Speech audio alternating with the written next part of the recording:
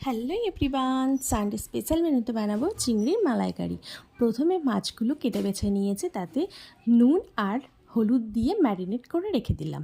তারপর গ্যাস জ্বালিয়ে কড়া বসিয়ে সরিষার তেল, খাঁটি সরিষার তেল কিন্তু আমি অ্যাড করেছি। তেলটা গরম হওয়া পর্যন্ত অপেক্ষা করলাম। এক এক করে চিংড়ি মাছগুলো ছেড়ে দিলাম। চিংড়ি মাছগুলো ভেজে লাল লাল করে ভেজে নিয়েছি, ভেজে এক এক করে তুলে নিলাম। ওই তেলের মধ্যেই দিয়ে দেব গোটা গরম মশলা ফোড়ন। গোটা গরম মশলা ফোড়ন দিয়ে দিয়ে একটু নাড়াচাড়া করেই দিয়ে দিলাম পেঁয়াজ, আর একটু লবণ অ্যাড করেছি যাতে পেঁয়াজটা ভালো ভাজা যায়।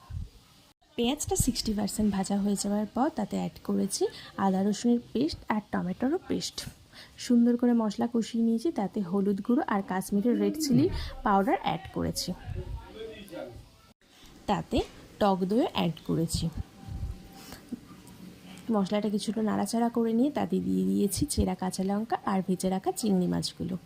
সুন্দর করে নাড়াচাড়া করে তাতে দিয়ে দিয়েছি নারকেলের দুধ আর একটু জল অ্যাড করেছি।